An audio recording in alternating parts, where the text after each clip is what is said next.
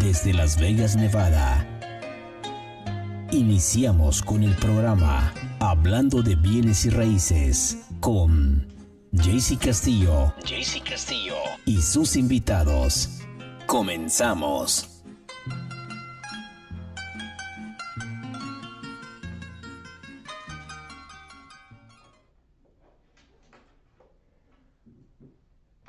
Good morning, Las Vegas. My name is Castillo. We're starting here your program Hablando de bienes y raíces con Castillo, sus invitados. Today we have a great guest in our studio again, and we're live here from this is our second broadcast from the Lawyer's Title Studio, which I'm really stoked and happy. You know, we finally ended up having a space here available for us.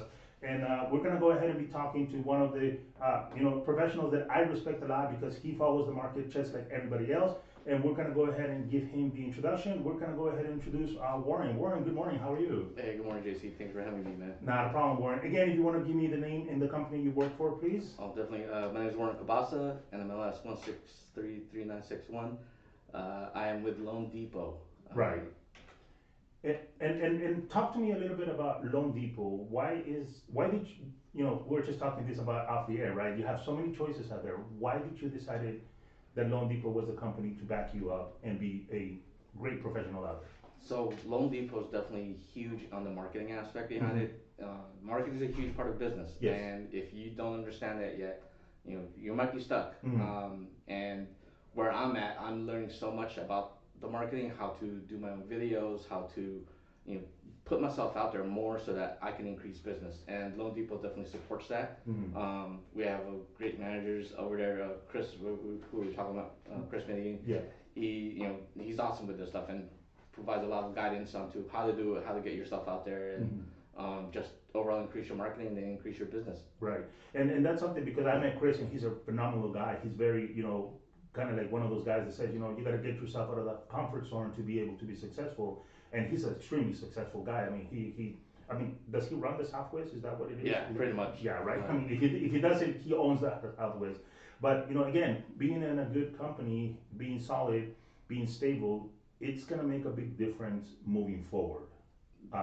You and I talked earlier this morning, and we're gonna be talking about a topic that everybody is, talking about.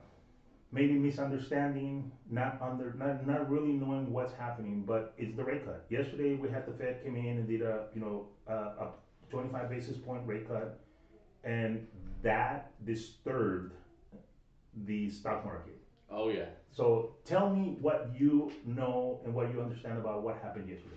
So with what happened yesterday, first of all, we expected this announcement as far as the rate cut. Correct. The market already adapted to that months back. I was looking at the rates overall. I think September was the lowest it was all year. Yeah. And September was the time to, if you didn't buy it then, I'm like, hey, if you time the market, September was it. And we're now back to the levels of what it was, maybe June, not quite April with the peak of 2024, but right. We're pretty much gonna get there. Right. The announcement yesterday, they said they're gonna cut the rates, but like I said, the market already knew that, and what the market was really looking at was the announcement and how they said it. Cautious was the word of that kind of triggered everything, and they're like, oh nope, no.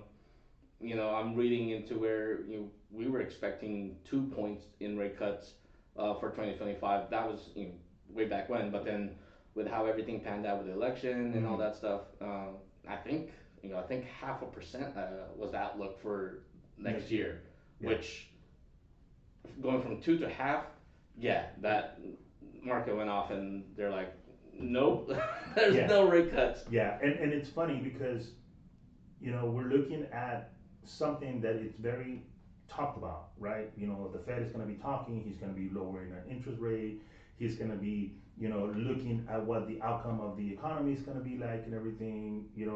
What the consumer hears, they say, oh, the Fed cut 25% basis points, now it's 4.25, and they're like, yay, that's going to solve my issue. And we're like, no. If you noticed yesterday, the yield in the 10-year bond went up to 4.52%. And usually the interest rate is attached to that. 10-year bond. Yeah. Right? And they say that usually you add, 200, 300 basis point based on that. So if we're looking at a 4.25, 10-year bond, we're looking at six and a quarter, maybe 7.25. I mean, I'm hearing from the professionals that I listen to, eight and 1/4 next year, maybe, depending on what an inauguration is going to be like. It's hard. It's even tough for me to say it, but be prepared, right? Whenever I tell my clients and I talk to them, I'm like, hey, I'm gonna prepare you for the worst, and even at the worst in your situation, you'll still be okay. Yeah. Right. And with what's going on right now, be prepared for the worst. If you don't have the best credit, if you don't have the most down payment, be prepared for AIDS. Yes. I was helping people like this with horrible credit, right, last June, and I had to quote them in the 8s. Mm-hmm. And thankfully it went down a little bit, but with a 545 credit score on a VA loan, I got them at 7.75. And that's possible, right? Yes. A lot of people don't know that either, but that's possible. Right. In that same scenario, again, next year, definitely 8s. Like, mm-hmm. I'll prepare them for it now, because it's not that, if I prepare them now, it's not that tough of a pill to swallow. Correct. Because it's not that much of a shock, it's not that much of a surprise, and it's easier to move forward after that. Right. And if you're expecting 6s into 2025, and you don't see that, don't take it as an insult. It's the market. Yeah. And you're right. And we've been talking, because you and I, and we did a podcast earlier, and we were talking about how people were sitting in the sideline waiting. Now the bus is gone. I mean, can we literally say the bus took off, and now you're literally going to be, if you have a high FICO score, 680 and above, you might be able to maybe get a little bit comfortable rates, but anything under 640, your bus is gone. I mean, you have to swallow the pill, like you say, right? Yeah. No. The only counter to that, I say, is there's the down payment assistance programs who are still in the 6s right now. Yeah. But with the announcement yesterday, we'll see where they're at. They're definitely going to be in the 7s. Right. And that's for people with, the 640. So if you're in that range, definitely try to do the down payment assistance programs, because that's where the rates are going to be comfortable. If your lender isn't offering the down payment assistance programs, it might be higher, straight up. And they're not giving any money. Right. So as far as the bus leaving, in our market in Las Vegas, we are not like everybody else around the country, where we are expecting growth in our market, and with that growth, there's going to be a lot more demand. When demand goes up, price goes up. When price goes up and rates go up, you're like that's a 1-2 punch, man. Yeah. And ideally you're in the ring, and you're not getting any punches, and it's a buyer's market, and you get the best rates. Right. That's not here. No. That's not 2025. Yeah. And I'm sorry to interrupt you, Warren, but I've, again, following people that I respect, and I get my information from, this is not I want people to understand that we're not making the worst case scenario. This is not the worst thing. I mean, if we were talking here a 14% interest rate, then that is a very high interest rate, right, Warren? Oh yeah. A lot of people don't understand that part either, where yes, 8s are high, and especially for people in my generation, in millennials or whatnot, that's arguably the highest we've ever seen as far as us being in the market and trying to buy our own houses. But if millennials talk to their parents and or grandparents, they saw higher interest rates, and to them, this is not that bad. No. The downside is prices. 14% for a $60,000 house isn't that bad. No. But 14% for a $300,000 house here in Vegas, that's really bad. Yeah. Yes, and can we talk about how everybody's saying, well, again, the expert that I'm following, they were saying, well, you know what, this interest rate, drop that really didn't affect the mortgage rate, which actually increased it yesterday. It could be a a pretty solid thing for the industry. And everybody was asking like, why did you say that? He said, well, because that's gonna force the market to drop the sales price between 3 to 5% to adjust for that increasement of the market. Now, the market does what it does, right? The market, the real estate market needs to be active. They need to be selling. They need to be moving. Lenders need to be lending money. So, they're going to figure out a way to correct it at the highest and best way that they can.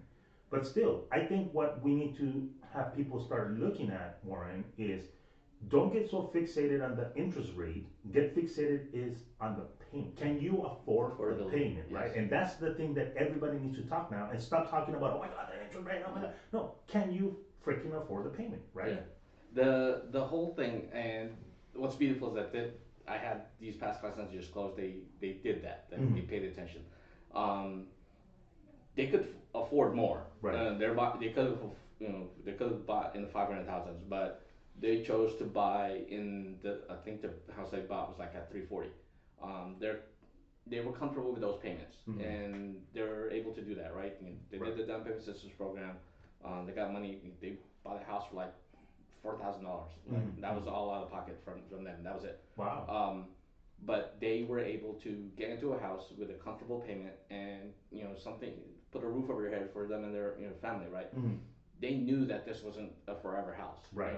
So once they got in, they just wanted to get in. For a girl, that was living in apartments her whole life, like it was beautiful to her that she has her own place.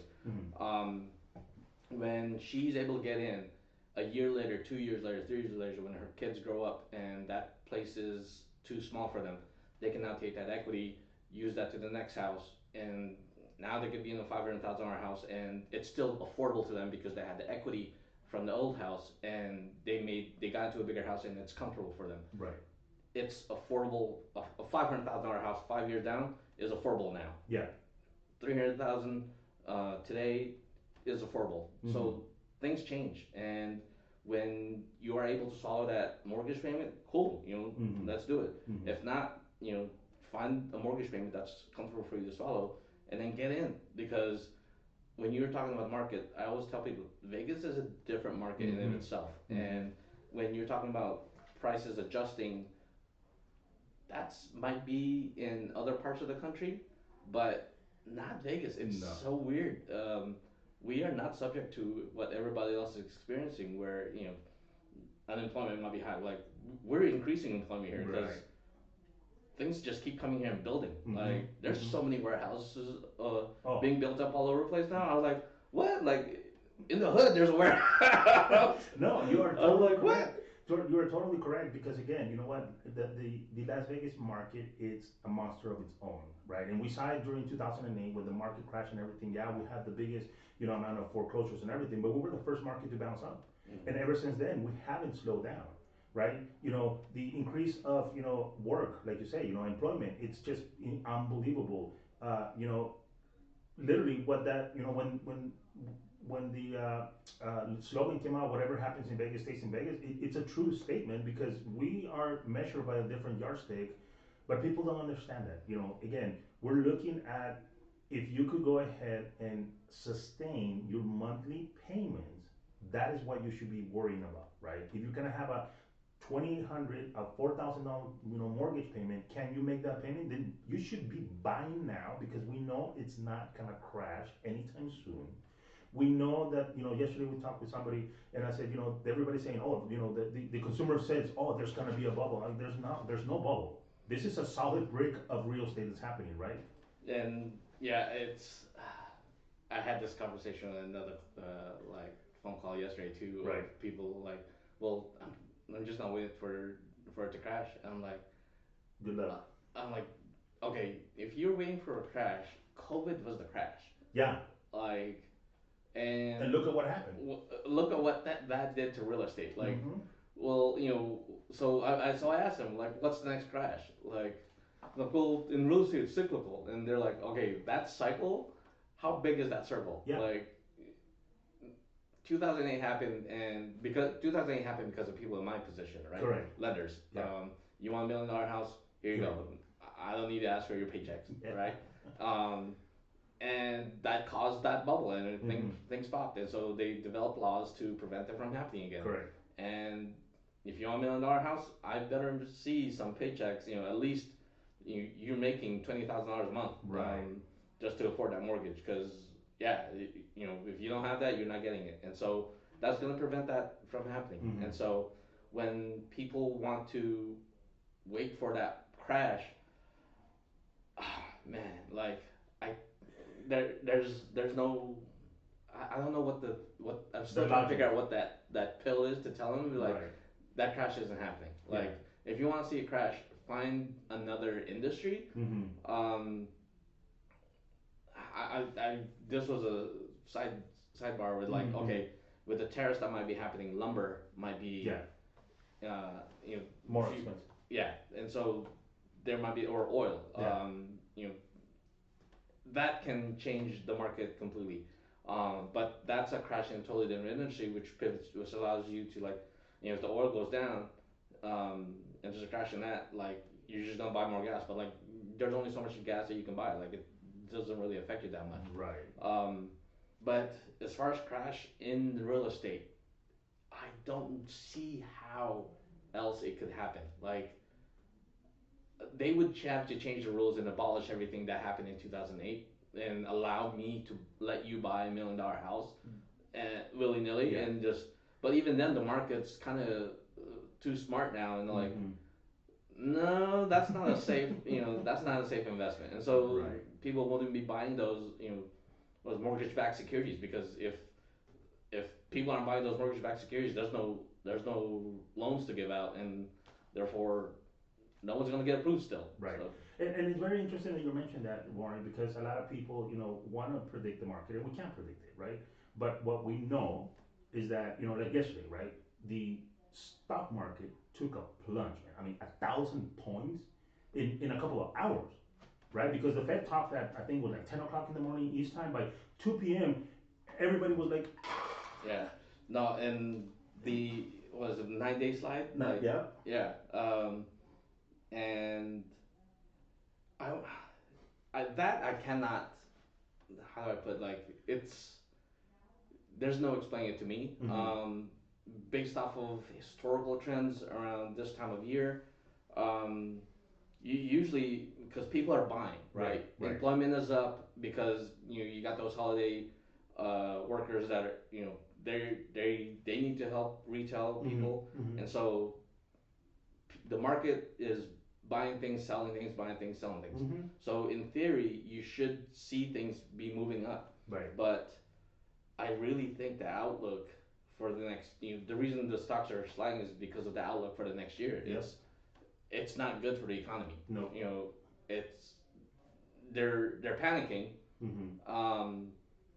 And so how do you pivot from that? Right. Go ahead. I'm sorry. Finish your thought. How simple, like, where can you put your money at so that you're not affected as much? You know where they're putting it? They're taking it out of the stock market because it's a very, very volatile market, and they're going to start buying gold, silver, and real estate, because real estate is something tangible. You buy something today for, even if it's a $300,000 freaking condo in the area that you don't want to buy, in 10 years that condo is going to give you at least minimum $300,000 worth of equity, right?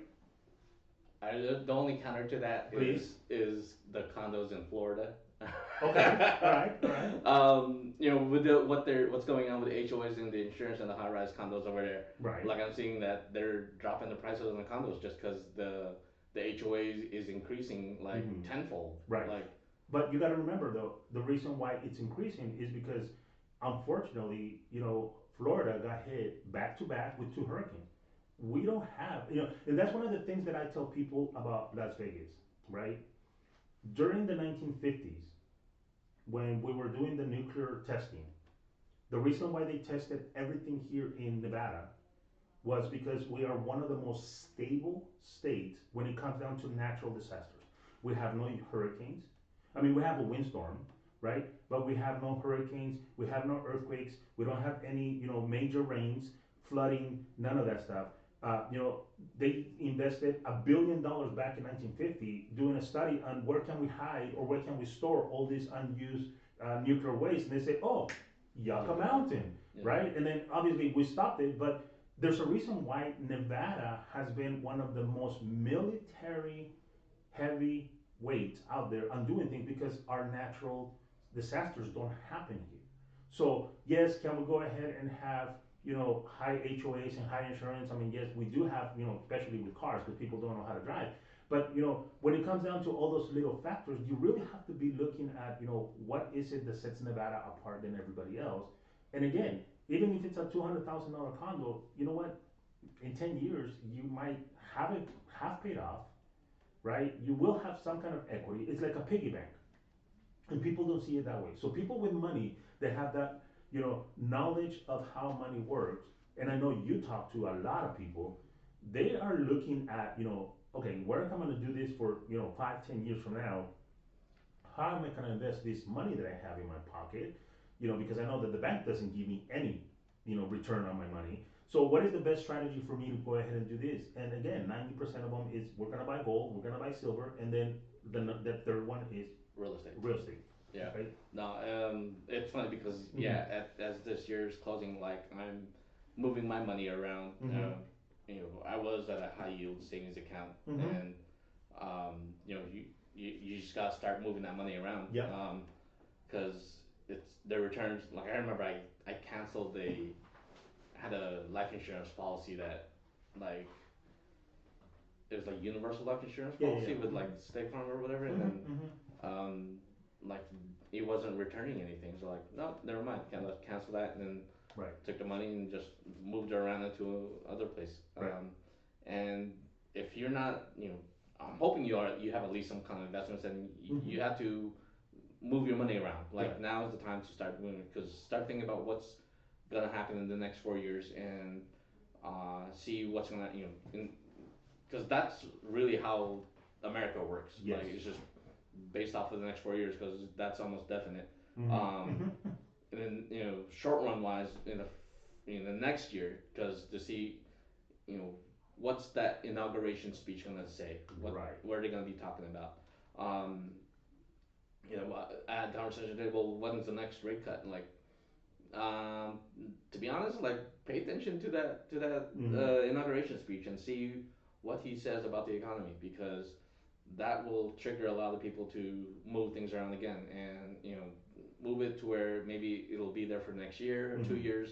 You know, in the case of real estate, like, okay, it's gonna look like this, you know, for this city in this market.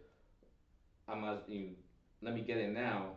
Should get into Pahrumph's like moving so fast. Like, I think I was reading the other day, they have land specific for multifamily, but then you're able to build in like separate units on it and still consider it multifamily, which is like, dude, that's do a what's it called, a construction loan on it, build 4 units on as long as the land that you buy is multifamily. Like now you build one for yourself and you build another 3 for other people. Now it's rental income, and like, but 3.5%. But Warren, I'm really glad you're bringing that point, because again, you know, everybody's looking at this like this is the end of the world. Oh my God, the market is gonna, you know, again crash.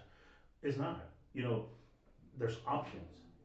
You should look into every option. And you know, I tell people, I said, you know, the worst thing you could do is be scared, be sitting on the sideline and not doing anything, because rents right now, yeah, they're increasing a little bit lower. I mean, you know, they're increasing lower.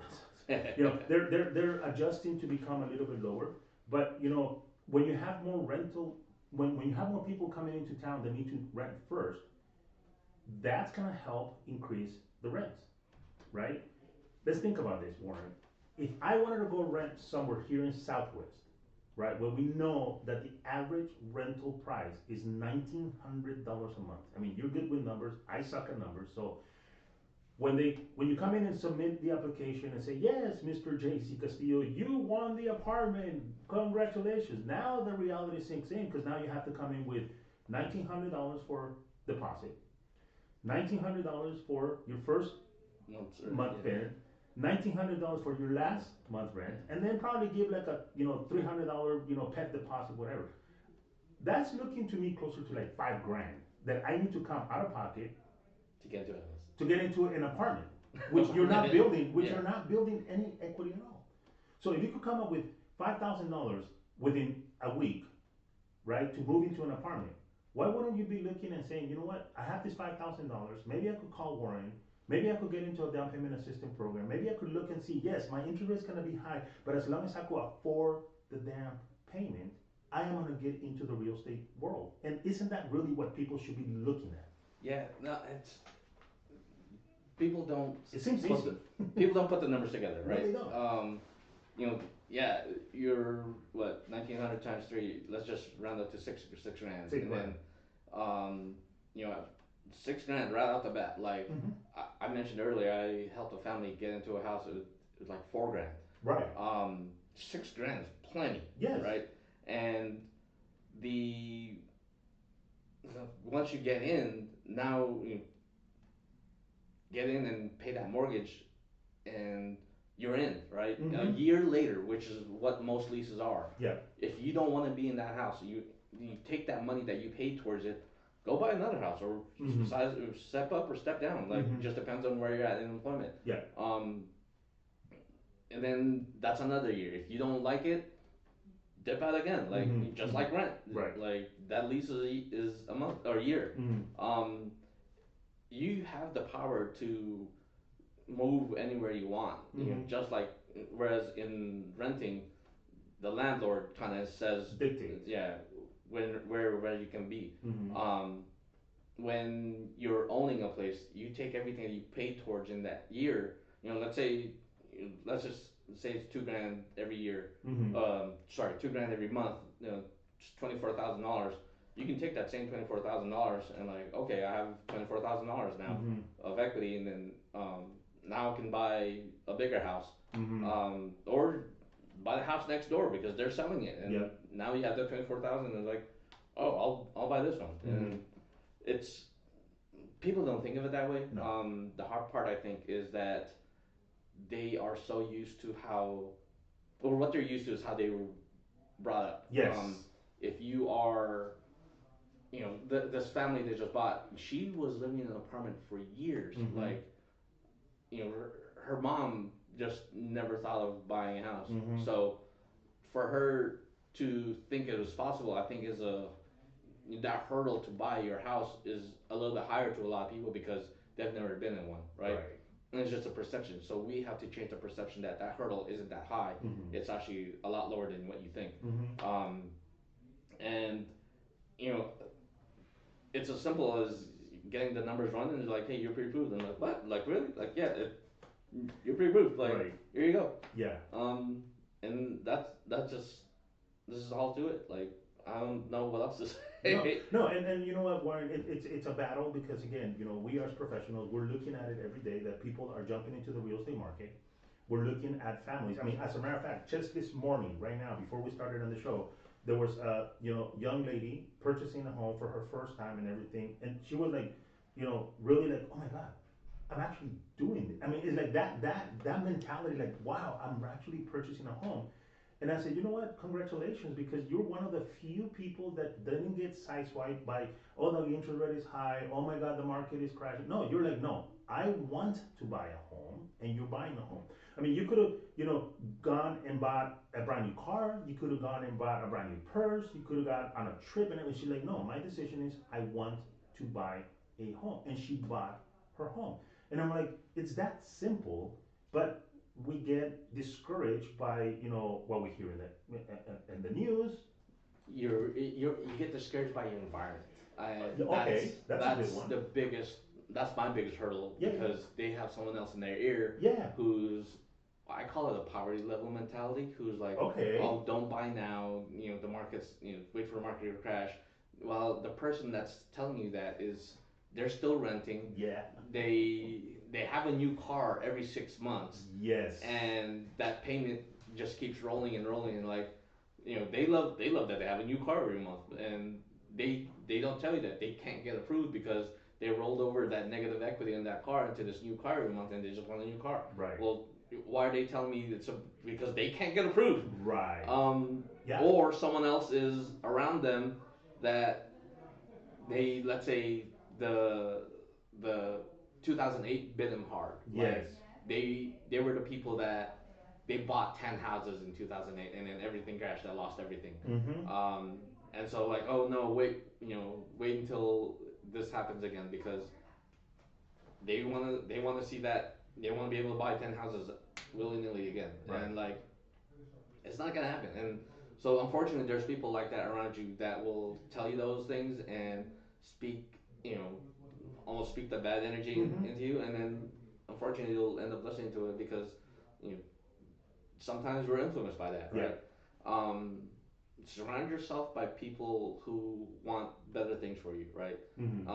And surround yourself by people who encourage you to do, it's hard, but pick your heart. There's nothing easy. And you know what? It's funny that you mentioned that. Like we're always trying to find, a good influence between the people that we have. And if we don't have them, maybe you should be the influencer. You should be like, you know what? F you guys, I am going to prove to you that I'm going to buy a home. And again, even if it's a small starter home, but you're a homeowner, 5, 7 years from now, because of equity, what we see in a normal market, in a normal market is between 3 to 4%. What we see here in Vegas is between 12 and 15%. Year over year, you're building wealth, and people don't understand that. We a lot of the minority mindsets are, wealth it's untouchable, it's unreachable, because we don't know really how to manage that.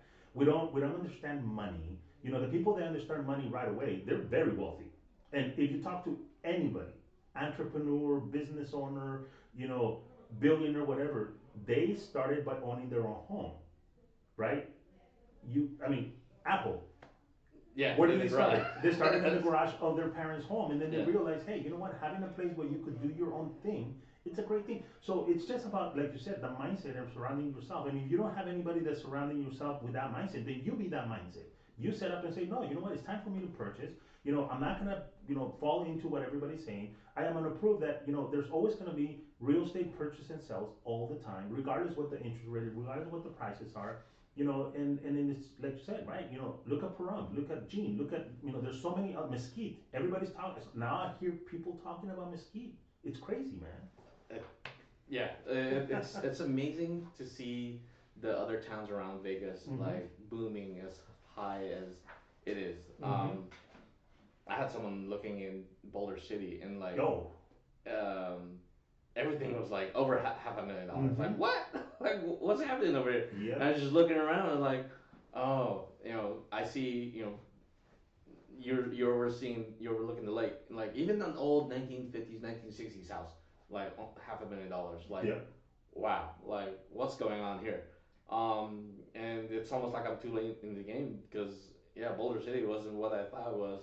And I think once they made that turn on the freeway to avoid the traffic, I think it increased a lot more of the value over there, and it just goes to show like what a change in infrastructure can boost property prices up, and just make things grow and increase in wealth.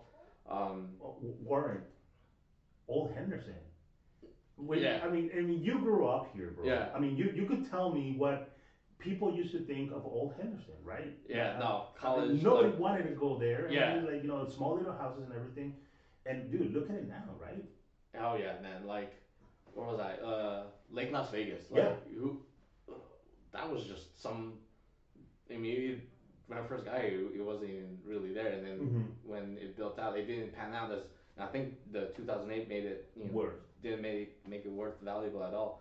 But you're seeing these houses built on a hilltop and just overlooking the lake, and like, wow, that who knew Vegas had homes on hilltops that overlooking that Askaya, like those multi-million dollars, like I think those are the most expensive houses, but that's in Henderson, and like it's just crazy to see where Vegas is at, and it definitely took someone to have that mindset to be like, hey, I'm gonna make it work here, and Right. it's doable, And it might not been a quick turnaround in the investment, especially for the builders where they come in, but you know, they're they're sitting there because they have a vision, right? I mean, the other area that I'm looking at, Warren, and I know you love to, go and snowboarding and everything like that. Go to Cow Canyon, bro. oh yeah. I always tell people like, man, it used to seem so far away to go Mm-hmm. to Mount Charleston, and then now that exit, the first exit to get to California is like 5 minutes away from the last exit in town. It's like, Mm-hmm. what? We're here already? That's always the trip for me. Like, Mm-hmm.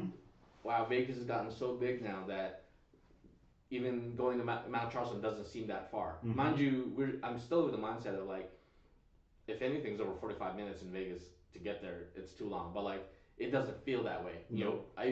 I live by the M, Mm-hmm. and Oh. to go all the way to Mount Charleston, it didn't seem that far because Mhm. just there was something to look at. Mm-hmm. Mm-hmm. We used to stop by a Chevron on and I remember like that was the last gas yeah, station. yeah, and like that's where we'd meet up if we had Mhm. a posse of people riding up to the mountain. Right. Now it's like no, there's a huge Smiths over on Sky Canyon. They're like, Yeah.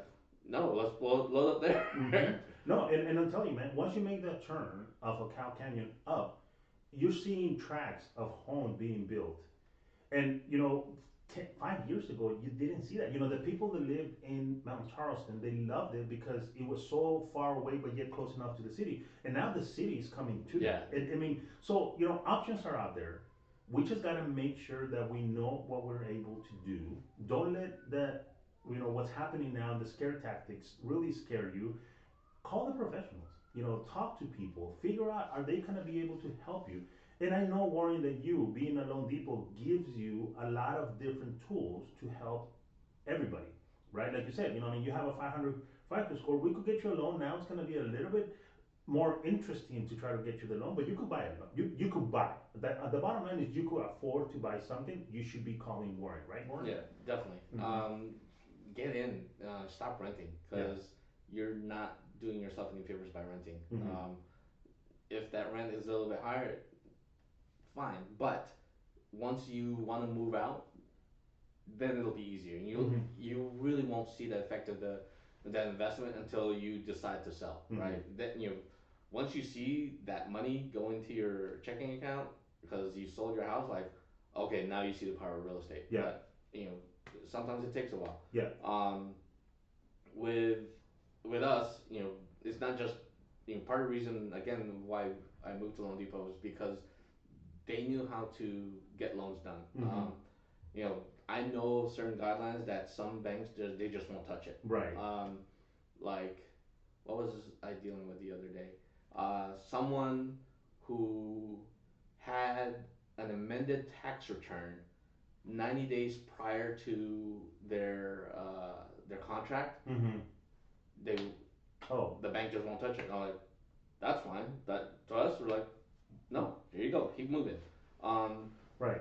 these are little nuances that I've been through, Mhm. and I asked other places, and I had to talk to the head of underwriting to see Mhm. like, hey, what is this like for you guys? Right. And if they don't know, that's not for me. Yeah. But Loan Depot knew, Right. right? And they were confident behind it, like, okay, cool. They know how to get it done. Mhm.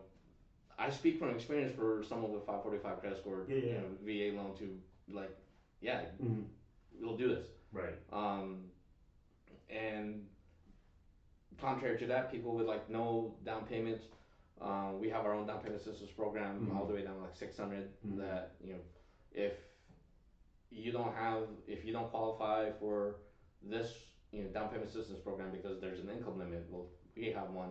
There's no income limit. Mhm. You can get in. And the other thing, from what I understand, is that when you have down payment assistance programs that are backed by the state or they're funded by the government, they run out of money.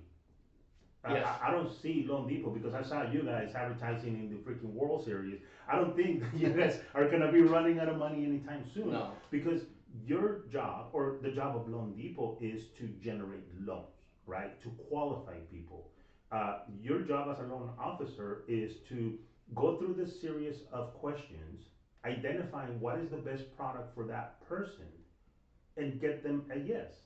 I mean, when you guys say no, it's because maybe they need to work on something, maybe credit, maybe have a little bit more stability in their job, because that's one of the things that we see right now with the millennials. They work at X Y C, then they shift around so much time. There's no stability, but they make pretty decent money. So you got to work on that time frame, right? So there's certain little things that might not work, but at the end of the day, your job is to figure out a way to say yes, right? No, that's what I love about my job. It's a puzzle. Like, Yeah. it's a financial puzzle, and I have to see where things fit so that it goes from point A to point B, and they do get approved. And when you get those pieces that don't fit, you have to figure out, okay, how can we make it fit? I had a girl who was on maternity leave and she wasn't working for like a year. And she didn't have, she got it after that year. She found a new employer and she was in contract, and like she wasn't working with that employer for 6 months yet. The other lender was like, sorry, we can't make this work. So the realtor calls me and is like, hey, can you say this? Like, well, there's only one way to say it. Like, they should go to school during that time. And she was like, yeah, I went to school. Like, there was a, I think it was a 2-month course that she took to get a certification. Yeah. Added that in, she's approved. Wow. Like, it's little nuances that you gotta know how to do that. Yeah. You have to have been there. And it sucks because that other lender, they just didn't ask the right question. They didn't find that other piece to connect the dots, and then bam, now you're through. Dude, that's really cool because again, right, your experience. I mean, you've been doing this for a while. Tell me from January 1st, 2024 till December 19th, how many people have you talked to that you have been able to, figure out a different path for them to become? I mean, are we talking 10 people? I want to say at least once a month. Like, I do get phone calls from other lenders around town who are like, hey, this lender is killing my deal. Like, how would you go about it? And we just bounce off ideas. Like, hey, who was it? I had another lender friend of mine. Like, their underwriters killing the deal because this down payment assistance program, the income they produced a paycheck with tip money that made their income too high. Jeez. And I was like, I've been here before. It happens around this time because the rodeo is in town, so they tip. So the tip income was high. Well, wait until you get another paycheck and you show that the tip income isn't there anymore. Now the underwriter can't use like future income, because underwriters will assume like, oh, you have a paycheck with $5,000 in tips. They're gonna assume you make $5,000 a month. Like, no, it doesn't work that way. We're in Vegas. We're a tip culture. Yes. This doesn't always happen. Yeah, no, and you're right, because you know what? Let's be honest. The person that cuts my hair, right? I mean, usually when I go get a haircut every other 3 weeks or whatever, I give her a $5 tip. Well, when it's Christmas, you know what? I give her a $20 tip, and I know that month I'm not the only one doing that, right? Yeah. It's like, hey, it's kind of like a Christmas gift. Like, here we go and everything, and yeah, that increased your payment, but it's not a steady thing. No. So you, as the loan officer, need to start looking at the bigger picture to be able to go ahead and educate not only your borrower, but also kind of like educate your underwriter so she could see what you're looking at, right? Because I mean, you wear glasses, you want to make sure that she sees through your glasses. Unlike, I'm so used to this box scenario, and if you don't fit, screw it, because usually that's what happens with a lot of other lenders, right? Oh yeah, no. The hardest part to overcome sometimes is to have an underwriter who doesn't understand Vegas. Right. Vegas income is probably the one way of doing it. We're a tip culture kind of place, and if you have an underwriter who's from Oklahoma who doesn't understand how tip income works, for example, you're gonna get a hard time. If it's their first time, like, it's an education process, and so you have to prepare everybody. Like, hey, you have to put that in the file. Like, hey, this is how it works here in Vegas. Right. Like, once you know who the underwriters that's assigned, like, you kind of see if that's where relationships are really important in lending. Like, you have to have underwriters who's able to talk to you, because there's other companies like you are not allowed to talk to an underwriter at all. Right. What? Like, no, dude. Like, we need to figure out how this works. If the underwriter is the one that says, they make the last call. Like, cool. If they're saying no, like, I need to talk to them directly and see, hey, how can we get this done? If their attitude is like, no, this is it. Like, can't do it at all. That's not the company. Yeah, that I can't. Right. My hands are tied, and I don't like being tied. Yeah. No, and you know what? It's funny that you mentioned that, because a lot of the people that are the consumers, they don't realize really the hoops that you guys have to go through, right? I mean, you guys come in and you guys see 4 or 5 different people during the day. They all have different scenarios. They all have different incomes. They all have different FICO scores. They all have different necessities. They're all buying for a different reason. So not everything fits in a box. And not being available or not being able to talk to your business partner, which is your underwriter, that, red flag number one. Then second of all, right, the guidelines that they base themselves off, like you said, if they're not into, like, we understand the Las Vegas market, that's another red flag. So, being in a company like Loan Depot that you're talking about, having all of that backing and having all those expertise that say, hey, we understand how Vegas works and everything, would you say that makes your job a little bit easier? Definitely. I do not want to get in a position where I have to work twice as hard for the same output. Okay. I want my files to go as easy as possible, make it easy on everybody. And if there is an extra hurdle there, and the extra hurdles constantly get put on me, it's not somewhere that I want to work at. Whether it be in loans, even in marketing, management, even. Yeah. We mentioned Chris earlier. I can literally call him right now and just like, granted he's probably doing another shoot, but right. Yeah. No, you have access to him, right? And then you need that open line of communication.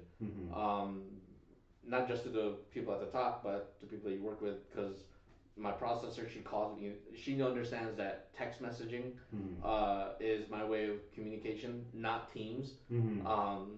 I hate where there's companies like, no, I have to email you. Like, dude, I do not get your emails. Right. Like, call me. Yeah. And people understand that. Where, I don't know, the underwriter, like, I love this one underwriter. She's based out of Arizona, but she works later at night. And I tell her, like, hey, I see you're in the file at 9 o'clock at night. Like, call me. If you and need, and like, okay. And we have those conversations at 9 o'clock at night. Like, hey, this is what I'm seeing. Like, do you have anything? And like, yeah, I got this. I got, like, okay, cool, we'll make it work. Yeah. And like, you need to do that. Because I have to understand that that's how she has to work based off of what her family is. And like, that's cool by me. You're the underwriter. I'm keeping the line of communication open so that we can push through this and get it done. And thankfully, they're open to that communication as well. And they're like, I get you. All right, let's do this. Right. And I guess, Warren, that's what sets you apart from any other loan officer, right? You figure out your business partners. You figure out what works for them, how they could be in a level. Because I know a lot of loan officers are like, I only work from 9 to 5, dude. I'm like, what? We're in Vegas, dude. People do not. I mean, I get phone calls from title and escrow at 8:30, 9 o'clock at night sometimes. It doesn't work that way. And for you to shut down your phone at 5 o'clock, it puts you in a bind. Yeah, yeah. No, it's that's your borders, and it is what it is. But I grew up in Vegas, and I worked a graveyard shift, like 1 a.m. to 9 a.m. And there's a whole group of people, a whole nother world of people that go to. Those are the hours of the day that they are alive, and they're at Walmart, 2 or 3 o'clock in the morning, and that's when they do their shopping because that's how their life works. And I won't be, I won't be asleep. I won't be awake. Right. But they'll text you and they'll message you. Yeah. Yeah. No, and I'm telling you, I've gone to do signings at 30. I mean, I haven't done it a lot, but I had to go do a signing at 2 o'clock in the morning because that was the time that the person was getting off of work. right? And they were going to jump in a plane because they had a vacation plan already. And literally, that was the only time that they were like, dude, this is where I'm getting off of work at this time. I'm like, if it needs to be done, it needs to be done. I mean, it's once in a great while, but, you have to accommodate, especially to our, you know, consumers, people that live here. Like you said, I mean, there's places that open 24 hours for a reason, not because they want to be open, is because they need to be open. Yeah. And we need to be open to be able to communicate. I mean, I get messages or emails from loan officers and realtors that wake up at 4 o'clock in the morning and go to the gym and like, oh, you know what? Let me send an email to JC before I get my day going because I need this done. And it's like it doesn't bother me. I'll get it up at when I wake up at 6:30, 7 o'clock in the morning. But at the end of the day, that open communication needs to exist because we are a different town, right? Yeah. No, it's a whole nother world here. Mm-hmm. And if that loan officer you're working with doesn't understand that, it might not be the best. Fail. And I remember working with this nightclub person, and like their day started at like 8 or 9 o'clock at night, Mm-hmm. and I was expecting those phone calls, Mm-hmm. like because they're off to work around 10, Mm-hmm. to get into the club and prepare those lines, and then And then get out at 8 o'clock in the morning, Yeah. and then get home at Yeah. 9:30 and shut down for the rest of the day. yeah, it's a whole nother world. Mhm. And if you're annoyed by those phone calls, Vegas is Vegas times. Just be prepared for that. Yeah. Yeah. And if that's not the right clientele, find someone else that is, and Mhm. broker it out for something. I don't know. Right. It's you know go from there, and at least if you don't gonna want to get bothered by that, just send it to someone else that doesn't mind. Right. And I think that's important, right? Again, we're dealing right now with a lot of outside noise, right? The interest rate drop, the stock market fell. The next year is going to be horrible in real estate. Everybody's waiting for the bubble to burst, and everything. And we're looking at, what? This is just a correction in the market. The market corrects itself. Uh, yes, there are outside factors like we heard yesterday, or the day before yesterday. Well, no, yesterday, Jerome Powell say, "I'm going to be very cautious." And it's funny because I've learned to pay attention to the words he chooses, right?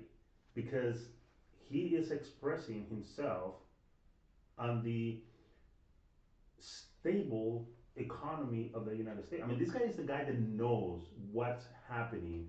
And when he uses the word cautious and he uses the word, we're going to slow down and little things like that, those are the words that we need to pay attention to. Not just like we just dropped, quarter of a point and now the party goes on. No, it's like you got to look at what he's saying.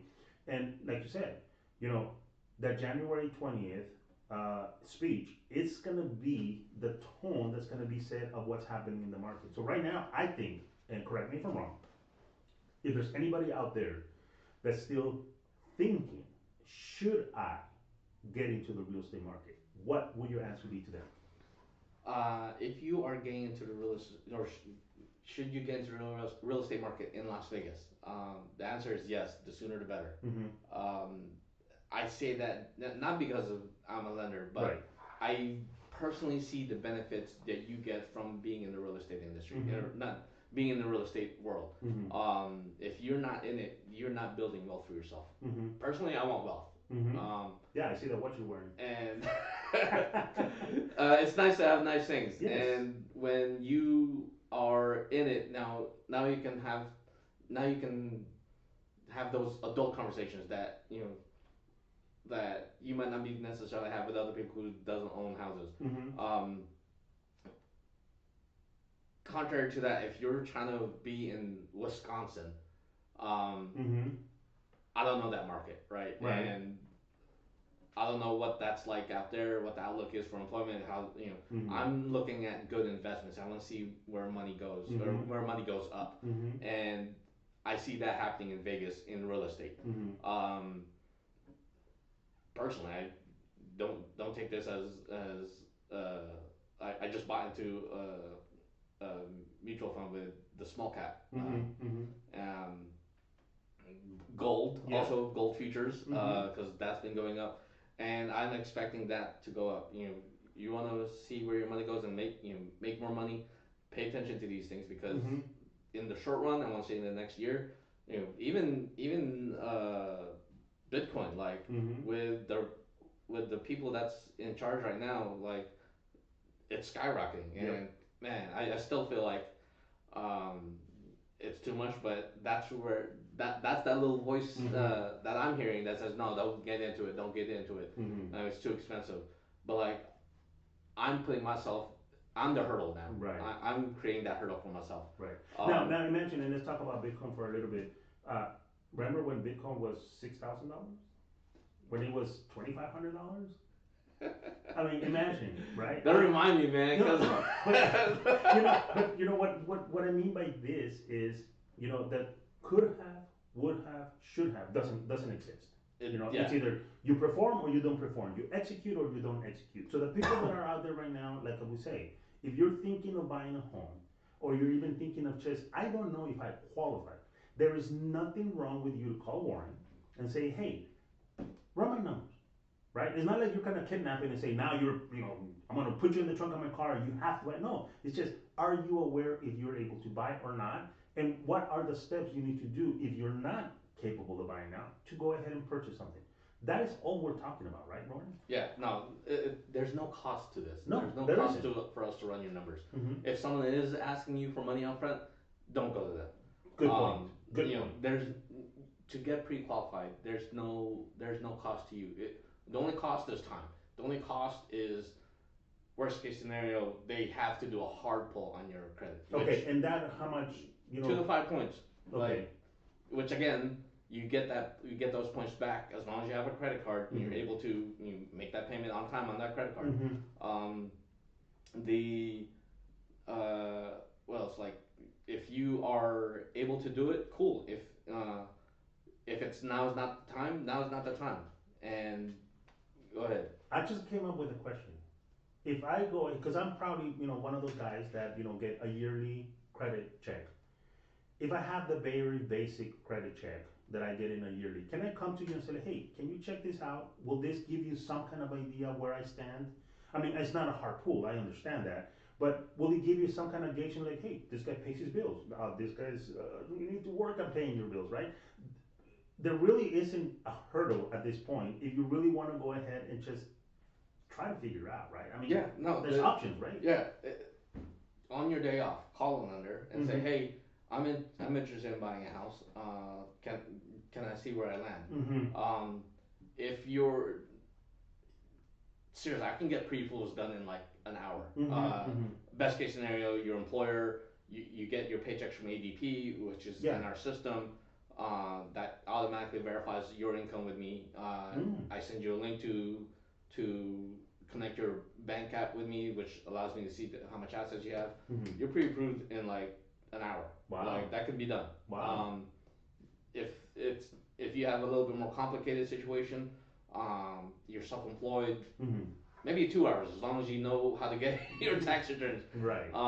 But it's not that hard. It doesn't take that much time. Right. And sometimes it's a hard pill to swallow to see where you stand. People are afraid that they won't land where they think they'll land, and it is fear. Like I don't want to get the disappointment that, oh, I thought I was pre-approved for 800,000. I'm only at 500,000. I'm like, bro, it's 500,000. Like, yeah, because yeah. No, I get it. And it's like, okay, well, Yeah. But you got to understand, right? We are willing to spend 25 minutes in a Starbucks line to go get a coffee. Yeah. We are willing to spend 8.5 hours in a dealership to buy a car that as soon as you drive it off, half of the value has gone out the door. We are willing to go ahead and spend, X amount of dollars to go watch our beautiful football team get their ass beat. Right? I mean, I'm telling you, these are the things that perspectives, people, right? But we're not willing to put in the time to see if we qualify for a home. Even if you own a home, can you qualify to get a second home? I mean, now you're thinking bigger, right? And we don't think that way, Warren. Unfortunately, like you said, we don't surround ourselves with that type of mindsets. Is that something that we should be changing? It's yes, we should be changing that. And not to say it benefits me, but No. it benefits you first. Of course. You're mentioning buying that second home. I got off the phone with a realtor last night. He was under the impression to buy that next house, you need to put 20% down. I'm like, no, like I only need 5, 3 if you're under the income limit. Right. Like, what? And like, I thought it's a second home. Like, yeah, you can leave your house, convert that into an investment property, but the next primary residence, 3% down if you're for the home ready if you're under 70,000 a year, or 5% if you make above that. Like, what? Option. Yeah, and like he's been telling his clients, you need 20% down. Oh, you're at a house, you need 20% down. Do you have that? Like, no. Like, man, please tell me you have more clients like that. Look, imagine why not knowing, not having knowledge. Imagine how many more deals he could have done a year by having the right information. Yeah, and I'm under the impression that this information is all over the place, but it's not. And no, it's me putting people in the box and thinking, oh, this is it. Like, no, that box is way bigger, and there's so much out there that I'm underestimating how little this information gets put out there. Yep. Because we're in the market and we're in that world, and so there's so many people doing it. Like, oh, everybody has to, like, no, there's still people out there who don't hear these things and who don't know these things. I'm like, oh my gosh, like, what else can I do to put that information out there so that they do understand, they are able to do it, and it's free until you decide to buy the house. Like, right. Yeah. I don't know what else to do that you can buy it. Yeah, man, it's crazy. No, I tell you, and this is the reason why I like hanging out with you. I like having you as my peer, my peers, because I love your social media. First of all, you're putting out some really good educational videos. You know what you're talking about. Second of all, and third of all, you really want to help people get into homes, right? And like I say all the time, the reason why we do these podcasts is not because we don't want to. It's not because we want to sell you a house. It's because we want to educate you to make the right financial decision. So it's really important for me to have people like you and have you come in and share your experience, talk to people. This is important because a lot of people, like you say, they're listening to the TikTok agent that oh, the interest rate dropped, give me a call, we're gonna get you in a home, and then all of a sudden it's a bait and switch. We don't want to do that. We want to prepare you. We want to share with you really what's happening, and we want to make sure that you understand that there are professionals out there, that we're following the trend. We're paying attention to what really the bigger picture is. And it's not like we're telling people don't buy next year. It's just going to be a little bit complicated, but if you go afford the payment, you should be buying, because in 5 years, you're not going to be able to buy. The sales prices are going to be in a different manner. Interest rate is going to be in a different manner. So the bottom line is get into a real estate scenario now where it's still affordable, making sure that you are able to make that payment and make that decision right away, because and again, we're going to be here another 20 years and people are like, I should have bought. I should have bought a Bitcoin when it was $2,500. Yeah, that's the exact correlation. Like, I'm those people. Like, I should have bought Bitcoin.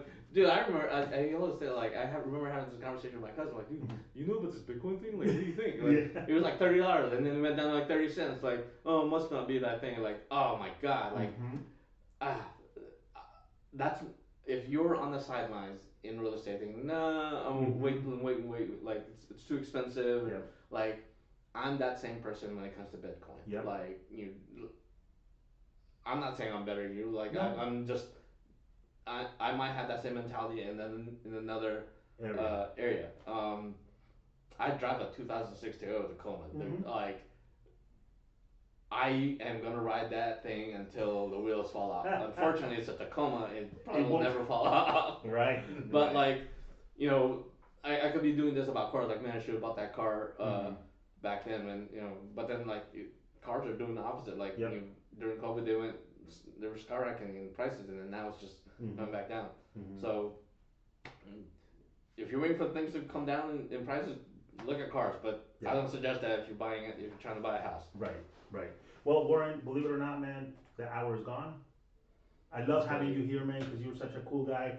I love picking your brain. You know, you and I both think alike, and I think that's what makes this fun. But, you know, again, man, I really appreciate you taking the time to come and talk to us. Warren, if you want to give the people your phone number, your social media, so they could follow you, so they could start watching your videos. I think they're freaking cool, man.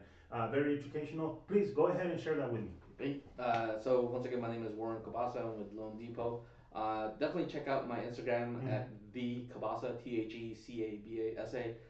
That's the same for TikTok also. It's the same stuff, but definitely check it out just so that you can educate yourself on what's going on in the real estate industry and how it can benefit you.